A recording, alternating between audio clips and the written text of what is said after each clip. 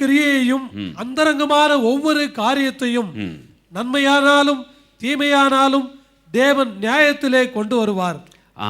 சரியான சமயத்திலே தேவன் இடைப்பட்டு அவளை தண்டித்து மற்றவர்களுக்கு ஒரு எடுத்துக்காட்டாக திருஷ்டாந்தமாக வாய்த்து விடுகிறார். இப்படித்தான் ஒரு சம்பவம் பழைய ஏற்பாட்டில் நடந்தது. 7ஆம் பள்ளத்தாக்கில் ஒரு பக்கம் சவுலும் அவனுடைய சேனைகளும் பெலிஸ்தர்களும், அடுத்த இஸ்ரேல் ஆர்மியும், அடுத்த பக்கமும் கோலியாத்தும் அவனுடைய பெலிஸ்தர் ஆர்மியும் நிற்கின்றன. ஒவ்வொரு நாள் காலையிலும் அவன் வந்து நிற்பானாம். காலையிலும் மாலையிலும். எத்தனை நாளைக்கு நான் பேர் சொல்லுது? 40 நாட்கள். 40 நாட்கள் நின்று ஜீவனுள்ள தேவனையும் அவருடைய சேனையும் அவன் நிந்தித்தான் என்று பார்க்கிறோம். தேவன் விட்டுவிட்டார். 40 நாள் நிந்திக்க விட்டுவிட்டார். அப்படியே போவோம் என்று அவன் நினைத்தான். ஆனால் ஒரு சிறு தாவீதை கொண்டு, ஒரு சிறு கவட்டையில் இருக்கும் கவனில் இருக்கும் கல்லை கொண்டு அவனை விடுகெடுத்ததை நாம் வேதத்தில் பார்க்கிறோம். அவ்வாறு தான் தேவன் அநேக நேரத்தில் துன்மார்க்கத்தில் ஜீவிப்பவர்களை விட்டு விடுகிறார். அவர்கள் தம்மை கண்டுகொள்ளவில்லை என்று நினைத்து விடார்கள். ஆனால் ஒரு நாள் தேவன் திடீரென்று இடைபடுவதனாலே அவர்கள் சிறுமைப்படுத்தப்பட்டு தள்ளப்படுவதை சரித்திரம் வேதம் சொல்லுகிறது. சரித்திரத்தில் நாம் பார்க்கிறோம். முதல் படியிலிருந்து விழுந்தா லேசா வலிக்கும். 10வது படி 20வது படியிலேருந்து விழுந்தா காயம் பயங்கரமாக இருக்கும். சில சமயம் ஜீவனே போய்விட சந்தர்ப்பங்கள் இருக்கும். நம்முடைய மாம்சத்தில் இருக்கும் வரை நமக்கும் பாவத்துக்கும் போராட்டம் உண்டு. சில வேளைகளில் அது நம்மை வஞ்சித்து விடும். தான் நேசிக்கும் பிள்ளைகள், அதாவது தேவனுடைய பிள்ளைகள், துணிகரமான பாவத்துக்குள்ளாகும் பொழுது சில எச்சரிப்புகளை தேவன் செய்தி மூலமாக, அது ஆலயத்தில் இருக்கும் செய்தியாக இருக்கலாம், அல்லது வீட்டில் இருக்கும்பொழுது சிடி கேட்கும் பொழுது இருக்கலாம், அது டிவியில் வரும் ஒரு செய்தியாக இருக்கலாம். அதையும் கேட்டுவிட்டு இருத்தை கடினப்படுத்தும் பொழுது லேசாக தொட்டு பார்ப்பார். உங்களுடைய ஜீவத்தில் திடீரென்று பிரச்சனைகள், அதுக்கும் செவி கொடுக்கவில்லை என்னும் பொழுது இன்னும் கொஞ்சம் லேசாக, இன்னும் கஷ்டமான ஒரு ஜீவித்துக்குள்ளாக அது சரீர பலவீனமோ பொருளாதார பலவீனமோ அனுமதிக்கிறார். அந்த சிக்ஷையை நாம் சரீரப்புறமாக இருக்கலாம், இல்லாதப்புறம் ஆவிக்குள்ளான சிக்ஷையாகவும் இருக்கலாம். அது என்ன ஆவிக்குள்ளான சிக்ஷை? நாம் சிம்சோன் அல்லது தாவீதை போல பழைய ஏற்பாட்டு கால விசுவாசி பக்தர்கள் அல்ல. பழைய ஏற்பாட்டு கால பக்தர்கள் மேல் ஆவியானவர் வந்து தங்குவார், கிரியை செய்வார், கடந்து சென்று விடுவார். புதிய ஏற்பாட்டு கிருபையின் காலத்தில் வாழும் நமக்கு உள்ளாக வாசம் செய்யும் ஆவியானவர். அவ்வாறு உள்ளாக வாசம் செய்து கொண்டிருக்கும் பொழுது ஒரு விசுவாசி, தேவனால் அபிஷேகிக்கப்பட்டவன், பாவம் செய்யும் பொழுது போய்விட மாட்டார். அவனுக்குள்ளாகவே தனிந்து போய், அதான் அழகாக எழுதி வைத்திருக்கார், ஆவியை அவித்து போடாதிருங்கள். தனிந்து போயிருப்பதாக, செயலிழந்தவராக, ஒரு மூலையிலே ஒடுங்கினவராக, மகனே மகளே சத்தம் வந்துட்டு தான் இருக்கும், மெதுவாக வந்து கொண்டே தான் இருக்கும். துக்கப்பட்டவராக தனிந்து போய் இருத்தின் மூலையிலே, மகனே மகளே இதை செய்யாதே தேவனுடைய திரும்பு என்று கதறுவார். பாவம் செய்த இந்த 2 பழைய ஏற்பாட்டு புதிய ஏற்பாட்டு கால விசுவாசிகளுக்கும் ஆவிக்குள்ளான ஜீவத்தில் நடக்கிறது ஒரே காரியம்தான். அது அழகாக சங்கீதக்காரன் 51 எழுதி வச்சிருக்கிறான். என்ன நடக்கும்? நீங்கள் பாவம் செய்யும் பொழுது சுத்த இருதயம் நீங்கி இருக்கும். அதாவது இருதயத்திலிருந்து சமாதானம் போயிருக்கும். நிலைவரமான ஆவி உங்களுக்குள்ள இருக்காது.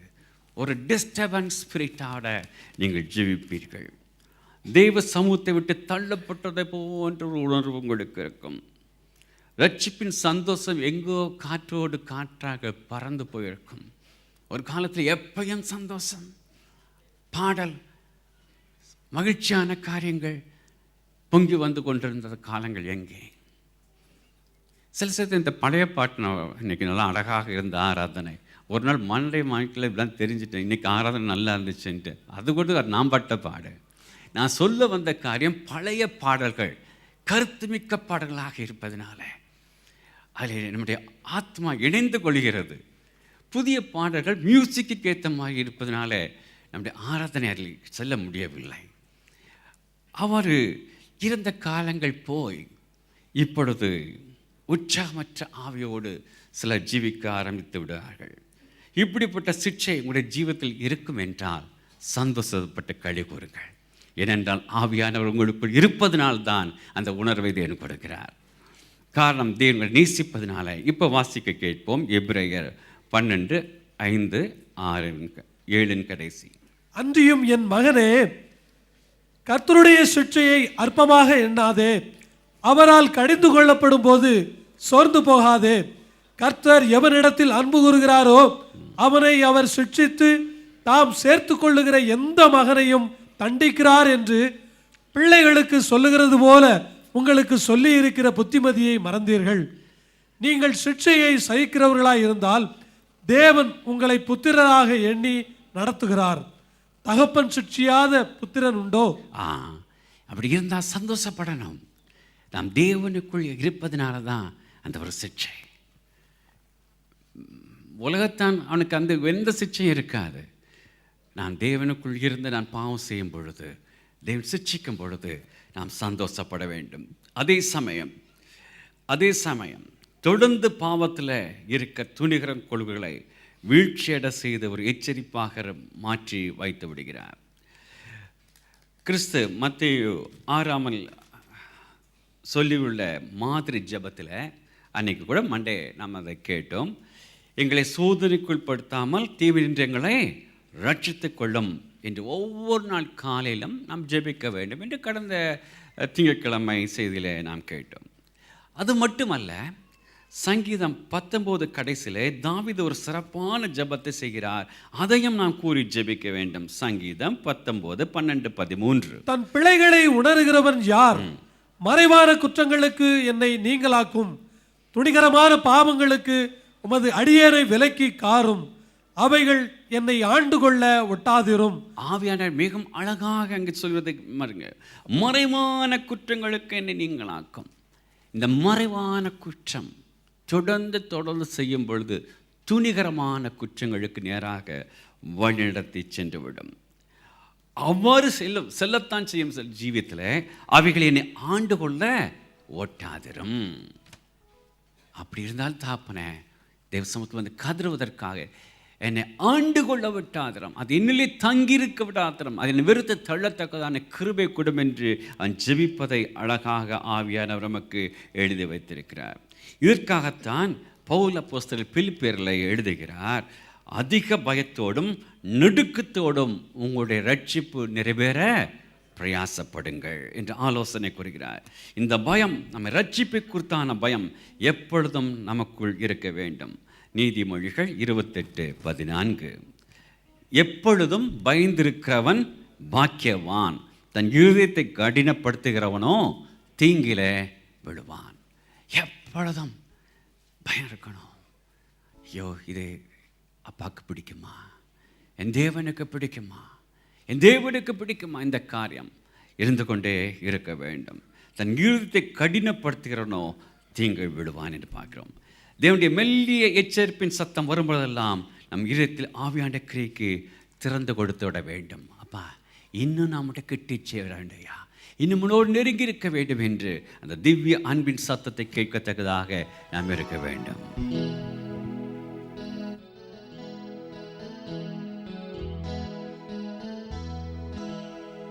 திவ்ய அன்பின் சத்தத்தை ரட்சகா கேட்டு உம்மை அண்டினே,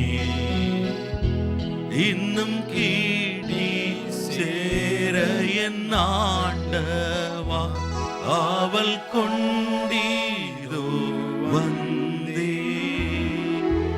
இன்னும் கீட்ட கீட்ட சேர்த்து கொள்ளுமே பாடுபட்ட நாயகா. இன்னும் கீட்ட கீட்ட சேர்த்து கொள்ளுமே ஜீவன் தந்த ரட்சகா. மூன்றாவதாக தேவன் தம் கிருபையை வெளிப்படுத்த அவர்களை விட்டு வைத்திருக்கிறார். சவுலாக இருந்த பவுல் ரட்சிக்கப்பட்டதை நாம் அறிந்திருக்கிறோம். முதல் நூற்றாண்டில் வந்த விசுவாசிகள் பெருகின பொழுது அவர்களுடைய மத தீவிரவாதம் கொண்ட யூதர்கள் பயங்கரமாக கொடுமைப்படுத்தினார்கள். அதில் முக்கிய அங்கம் வகித்தது தான் நம்முடைய சவுல். இந்த வாலிபன் மத வெறி கொண்டவன். எவ்வாறு நாம் இப்பொழுது பார்த்து கொண்டிருக்கிறோமே நடந்து கொண்டிருக்கும் அந்த தீவிரவாதத்தில் அவன் பிரசித்தி பெற்றவன். அநேக இடம் புதிதாக வந்த கிறிஸ்துவை ஏற்றுக்கொண்டவர்களை அழித்தவன். இவ்வாறு இருக்கும் பொழுது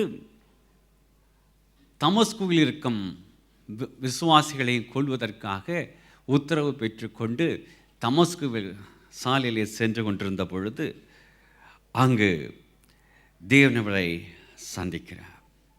அதுக்கு முன்பாக நீங்கள் பார்க்க வேண்டால் ஸ்தேவானை கல்லறிந்தவர்களுக்கு இவன் காவல் இருக்கிறான். அவருடைய வஸ்திரங்களை காவல் காத்து கொண்டிருக்கும் பொழுது அங்கு ஸ்தேவானை கல்லறிந்து கொண்டான். இப்படிப்பட்ட ஒரு கொடூர விடவன் கொண்ட பொழுது ஒரு பிரகாசமான ஒளி அவனை சந்திக்கிறது. குதிரையிலிருந்து கீழே விழுந்தான். கிறிஸ்து அவனை அதே இடத்திலே சந்திக்கிறார். ஒரு பெரிய ரகசியத்தை கண்டுகொள்ளத்தக்கதாக அவருடைய கண்களை அவர் குருடாக்கி பின்பு திறக்கிறார். கண் திறக்கப்பட்ட சவுல் பின்பு அவன் சவுலாக இருக்கவில்லை, முற்றிலுமாக மாறுபட்ட பவுலாக மாற்றப்படுகிறார். ஒரு பிரதான அப்போஸ்தலராக மாறிவிட்டார். தன் சபைகளை உலகத்தின் பல பகுதிகளை ஸ்தாபிக்கத்தக்க பாத்திரமாக தேவன் தெரிந்து கொண்டதை நாம் காண்கிறோம். தன்னை மற்றவர்களுக்கு அது அழகாக ஏன் தன்னை தெரிந்து கொண்டார் என்று எழுதுவதை நாம் வாசிக்க கேட்போமா? 1 தீமோத்தேயு 1:16. அப்படி இருந்தும் நித்திய ஜீவனை அடையும்படி இனிமேல் இயேசு கிறிஸ்துவனிடத்தில் விசுவாசமாய் இருப்பவர்களுக்கு திருஷ்டாந்தம் உண்டாகும் பொருட்டு பிரதான பாவியாகிய என்னிடத்தில் அவர் எல்லா நீடிய பொறுமையையும் காண்பிக்கும்படிக்கு இரக்கம் பெற்றேன். திருஷ்டாந்தமாக மற்றவர்களை வைக்கத்தக்கதாக தன்னை தேவன் தெரிந்து கொண்டார் என்று அந்த பொல்லாதகிலிருந்து தேவன் வேறுபடுத்து ஒரு உதாரணமாக வைக்கிறதை அழகாக குறிப்பிடுகிறார். 18ஆம் நூற்றாண்டின் பின்பகுதியில் சாம் ஜோன்ஸ் என்ற வல்லமைமிக்க தேவதாசர் ஒரு ஊழியம் செய்து வந்தார். மெத்தடிஸ்ட் ஊழியர். அவர் தாத்தாவுடைய பூட்டன் 7 சந்ததி வந்து மெத்தடிஸ்டில் குருமார்களாகவும் பிஷப்பாகவும் இருந்தவர்கள். ஆனால் இவரோ ஒரு பயங்கர குடிகாரர். தண்ணியில் தான் எப்பொழுதும் மிதப்பாராம். ஏன் இவர் பிறந்தார் என்று அவருடைய உறவினர்கள் எல்லாரும் அவர்கள் தூசித்தார்கள். அவ்வாறு இருக்கும் பொழுது அவருடைய இப்படிப்பட்ட குணத்தினால அவருடைய தாப்பனாருடைய மனம் பாதிக்கப்பட்டு சரீரம் பாதிக்கப்பட்டு மரணப்படுக்கையில் இருந்தார். அவர் மரணப்படுக்கையில் இருக்கும் பொழுது இவர் பக்கத்தில் ஒரு நாள் உட்காரும் பொழுது ஆவியானவர் இடைப்பட்டார். அவர் தகப்பனுடைய கரத்தை பிடித்து கொண்டு கதறி கதறி அழுது அந்த இடத்துல தன் ஜீவத்தை தேவனுக்கு ஒப்பு கொடுத்தார். அவர் பிற்பாடு பார்க்கும் பொழுது ஒரு வல்லமை மிக்க ஒரு ஊழியக்காரனாக தேவன் மாற்றினார். எம்மட்டுமாக மாற்றப்பட்டார். 5 கவுண்டிகளில் 5 பெரிய ஆலயங்கள் கட்டி எழுப்பப்பட்டது. மட்டுமல்ல, அந்த காலங்களில் அமெரிக்க ஜனாதிபதியாக இருந்த தியோடர் ரூஸ்வெல்லுக்கும் இவர் ஆவிக்குரிய ஆலோசனை கொடுக்கத்தக்கதாக தேவன் மாற்றினார். குடிகார சாம் ஜோன்ஸை மாற்றிய தேவன் இன்றும் ஜீவித்து கொண்டுதான் இருக்கிறார். ஏன் நம் சபையில் இந்த அற்புதம் நடக்கவில்லையா? நடந்திருக்கிறது. சிலர் உங்களை பற்றி நீங்கள் நினைக்கலாம், நான் ஒரு பயங்கர பாவி, நான் ஒரு குடிகாரன், நான் செய்யும் பாவங்களே வெளியிலே சொல்ல முடியாது. உண்மைதான். உங்களை எந்த ஒரு மனிதனாலும், எந்த ஒரு போதகராலும், எந்த ஒரு சபையாலும் மாற்ற முடியாது. என் தேவனால் எல்லாம் கூடும். தேவனால் கூடாத காரியம் ஒன்றுமில்லை. நீங்கள் மட்டும் உங்களை உள்ளத்தில், தப்பனே நான் செய்வது தவறையா, நான் ஒப்பு கொடுக்கிறேன் என்று சொல்லும் பொழுது நீங்கள் தொட்டு அவர் மாற்ற வல்லவராக, இந்த வினாடிகளை மாற்ற வல்லவராக அவர் இருக்கிறார்.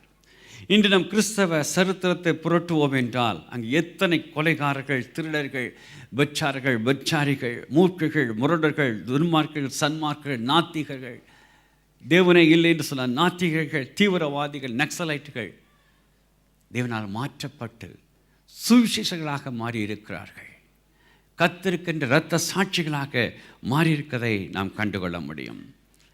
எவ்விதம் ஒரு சிற்பி ஒன்றுக்கும் உதவாத ஒரு கல்லை எடுத்து அதை செதுக்கி விளையேற பெற்ற ஒரு சிற்பமாக மாற்றுகிறானோ, அவ்வாறு ஒன்றுக்கும் உதவாக இருந்த என்னையும் உங்களையும் எடுத்து குந்த பாத்திரமாக மாற்றிவிட்டார். அந்த ஜீவனுள்ளவராக இருக்கிறார். நான் இன்று நிற்பதும் நிர்மூலமாகாமல் இருப்பதும் தேவனுடைய கிருபை அல்லவா? அழகான பாடல் ஒன்று, நிர்மூலமாகாததும்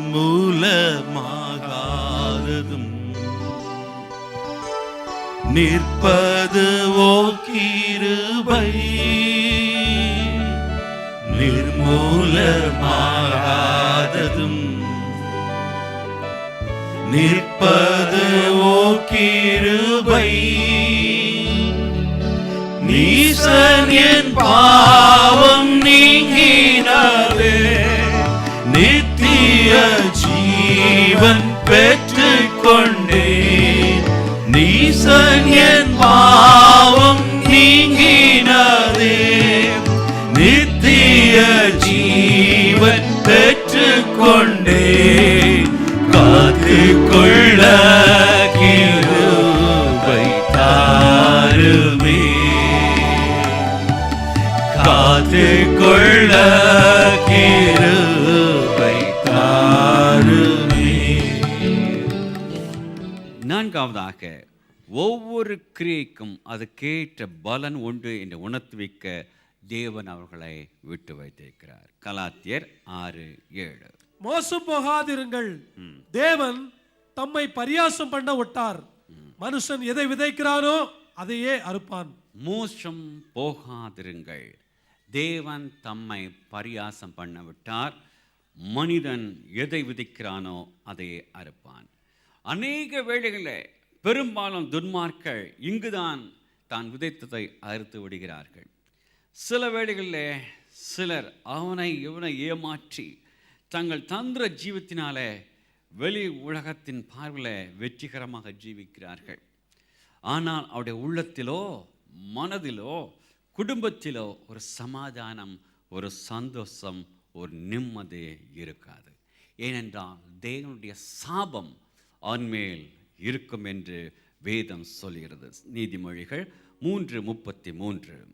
துன்மார்க்கருடைய வீட்டில் கர்த்தருடைய சாபம் இருக்கிறது, நீதிமான்களுடைய வாசஸ்தலத்தையோ அவர் ஆசீர்வதிக்கிறார்.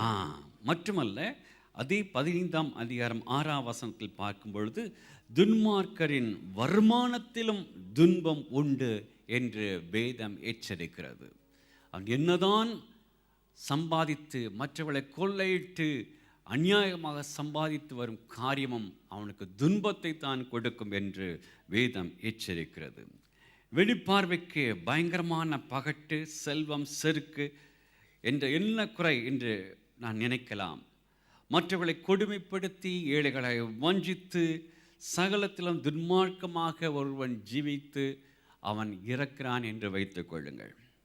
அவனுடைய செல்வத்தின் நிமித்தமாக, அவனுடைய வசதிகள் நிமித்தமாக அவனுக்கு அநேக அரசியல் தலைவர்கள் அவனுக்கு நண்பராக இருந்திருக்கலாம். அநேக செல்வந்தர்கள் இருக்கலாம். சமுதாயத்தின் உயர் மட்டத்தில் இருக்கும் நண்பராக இருப்பதினாலே அவனுடைய அடக்க ஆராதனைக்கு அவர்கள் வரலாம். அவனுக்கு மணிமண்டபம் கூட கட்டலாம். அவனுடைய பேரில் கல்லூரியை திறக்கலாம். எல்லாம் செய்யலாம். அவன் பேர் கிறிஸ்தவனாக இருந்தால் அவனுக்கு பளிங்கினாலே நல்ல ஒரு கல்லறை கட்டி எழுப்பலாம். அதே ஊரில் ஒரு ஏழை இருக்கிறான், உண்மையான மனிதன், எளிமையான முறையில் உதவிகளை செய்கிறான், எளிமையான சுவிசேஷத்தை பக்கத்தில் அறிவிக்கிறான், தன்னுடைய பிள்ளைகளை கிறிஸ்துவுக்குள்ளாக வளர்த்தி முடிக்கிறான். அவன் மறைக்கிறான். அவன் ஏழையாக இருப்பதினால வேதம் கூட சொல்வது ஏழைக்கு நண்பர்கள் இருக்க மாட்டார்கள் என்று. அவனுக்கு இருப்பது ஒரு நண்பர், உறவினர் மட்டும் வந்து அவனை அடக்கம் செய்கிறார்கள். உலகம் வேண்டுமென்றால் வெளித்தோற்றத்தை கண்டு புகழலாம், மதிக்கலாம். ஆனால் தேவன் நம்முடைய உள்ளத்தின் ஆழத்தில் இருக்கிற கண்ணும் நீதி உள்ள நியாயாதிபதி. அந்த பணக்காரன் மறித்ததும் மணிமண்டபம் கட்டப்படலாம், அல்லது பளிங்கினால பெரிய கல்லறை கட்டி எழுப்பப்படலாம். அவனுடைய ஆத்மாவோ வாதிக்கப்படத்தக்க இடத்திற்கு கடந்து சென்றிருக்கும் என்பதை மறந்து போய்விட வேண்டாம். அதே நேரத்தில் இந்த ஏழையுடைய ஆத்மா அந்த நிமிடத்தில் தானே, அந்த வினாடியில் தானே தேவனுடைய சமூகத்திலே கடந்து சென்று இளைப்பாரும் என்பதை அறிந்து போக வேண்டாம். ஏனென்றால் இது மத்தேயு 16 கிறிஸ்து குறிப்பிட்டுள்ள ஐஸ்வர்யவான் லாசருடைய ஓமை உறுதிப்படுத்துவதாக இருக்கிறது. அதில் ஒரு வசனத்தை வாசிக்க கேட்போம். லூக்கா 16:25. லூக்கா 16:25. மகனே, அதற்கு ஆபிரகாம், மகனே, பூமியிலே உயிரோடு இருக்கும் காலத்தில் உன் நன்மைகளை அனுபவித்தாய், லாசருவும் அப்படியே தீமைகளை அனுபவித்தான். அதை நினைத்துக்கொள். இப்பொழுது அவன் தேற்றப்படுகிறான், நீயோ வேதனைப்படுகிறாய். மறக்க வேண்டாம், தேவன் எல்லாவற்றையும் எழுதி நம்முடைய கரத்தில் அவன் கொடுத்திருக்கிறார். மட்டுமல்ல, நீதிமொழிகள் 24:20, துன்மார்க்கனுக்கு நல் முடிவு இல்லை, துன்மார்க்கனுடைய விளக்கு அணைந்து போம். துன்மார்க்கருக்கு நல் முடிவு இல்லை, அவனுடைய விளக்கு அணைந்து போம், இருள். ஆனால் நீதிமானுக்கு சங்கீதம் 97:11, நீதிமான்களே, நீதிமானுக்காக வெளிச்சமும் செம்மையான இருதயத்தாருக்காக மகிழ்ச்சியும் விதைக்கப்பட்டிருக்கிறது. மறந்து போய்விட வேண்டாம். அவன் இப்போ ஜீவிக்கிறான் நினைத்து பொறாம கொள்ளாதீங்க. நன்மையும் சந்தோஷமும் நமக்குத்தான் விதைக்கப்பட்டிருக்குது, அவனுக்கு இருள் தான் விதைக்கப்பட்டிருக்கிறது என்பதை நாம் மறந்து போய்விட வேண்டாம். அநேக வேளைகளை விசுவாசிகளாக நாம் மிகவும் சோர்ந்து போடுகிறோம். என்ன தாப்பனே, உமக்காக இந்த உற்றாரை பகைத்து ஞானஸ்தானம் எடுத்தேன், உன் பிள்ளையாக மாறினேன், உமக்காக வைராக்கமாக ஜீவிக்கிறேன், என்னால் முடிந்த அளவு நான் ஊழியமும் செய்கிறேன், இருந்தாலும் யாரும் என்னை கண்டுகொள்ளவில்லை. நீ நம்முடைய சாமியை விட்டு நீ அல்லேலூயா கூட்டத்தில் சேர்ந்தது நிமித்தம்தான் உனக்கு இந்த கஷ்டங்கள் பாடுகள் என்று மற்றவர்கள் சொல்லலாம். அல்லது சில நேரங்களிலே, தேவனே, நான் தனியாக கேம்பில் இருந்து கொண்டு எத்தனை கேம்புகளுக்கு சென்று நான் ஆத்மாக்களுக்கு சுவிசேஷத்தை சொல்லியிருக்கிறேன், யாரும் என்னை கண்டுகொள்வதில்லை, பாராட்டுவதில்லை, பதவிகள் கொடுப்பதில்லை, ரெகனைஸ் பண்ணுவதில்லை என்ற கேள்வி எழலாம். ஆனால் அதே நேரத்தில் அவனை பாருங்கள், வெளியில் என்னமாக வேஷம் போடுகிறான், அவனுக்கு மதிப்பு, பதவி, பாராட்டல், அங்கீகரிப்பு. சோர்ந்து போகாதீர்கள், உங்கள் கணக்கு இங்கே இல்லை, அங்கே எழுதப்பட்டிருக்கிறது. ஆமென், ஆமென். உண்மைதான் சகோதரனே, சகோதரியே, நம் தேவனுக்காகவும் அட மனவாட்டியாக சபைக்காகவும் ஊழியங்களுக்காகவும் செய்த தியாகங்களை, விட்ட கண்ணீரை, பட்ட பாடுகளை உலகம், மனிதர்கள், ஏன் போதகர், மூப்பர்கள், உடன் விசுவாசிகள் கூட மறந்து போகலாம். ஆனால் என் தேவன் நாசில் சுவாசமுள்ள மனிதர் அல்ல, அவர் ஜீவனுள்ள தேவன். அவன் எபிரேயர் 6:10. ஏனென்றால் உங்கள் கிரியையும் நீங்கள் பரிசுத்தவான்களுக்கு ஊழியம் செய்ததினாலும் செய்து வருகிறதினாலும் தமது நாமத்திற்காக காண்பித்த அன்புள்ள பிரயாசத்தையும் மறந்து விடுகிறதற்கு தேவன் அநீதி உள்ளவர் அல்லவே. தேவன் நாம் செய்யும் காரியங்களை மறந்து விடுவதற்கு அவர் அநீதி உள்ளவர் அல்லவே அல்லவே. கிறிஸ்துவின் ஊழிய நாட்களில் யாராவது அவரை பாராட்டினாங்களா? யாராவது பாராட்டினாங்களா? போஜன பிரியன் நாங்க, மதுவான பிரியன் நாங்க, என்னென்ன சொன்னாங்க? பிசாசுகளின் தலைவன் நாங்க, பாவிகளின் தோழன் என்னாங்க. தலை சாய்க்க கூட இடமில்லை. ஆகவேதான் எபிரேய ஆக்கியோன் ஒரு ஆலோசனை சொல்றாரு.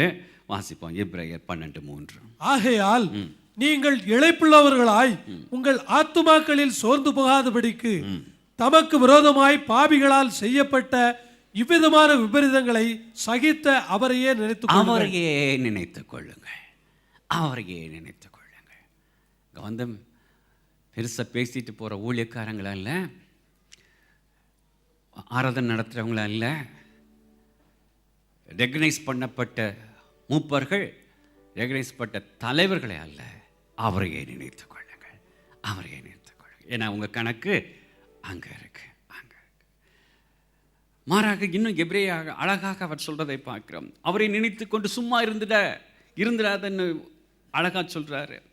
நம்முடைய விசுவாசத்தை துவக்கிறரும் முடிக்கிறமாயிருக்கிற இயேசுவை நோக்கி நமக்கு நியமிக்கப்பட்ட ஓட்டத்தில் பொறுமையோட ஓடக்கடவோம் என்று ஆலோசனை குறிக்கிறார். என் ஓட்டம் போல உங்கள் ஓட்டம் இருக்காது, உங்கள் ஓட்டம் போல என் ஓட்டம் இருக்காது, ஏன் போராட்டம் போல உங்கள் போராட்டம் இருக்காது, உங்கள் போராட்டம் போல் என் போராட்டம் இருக்காது.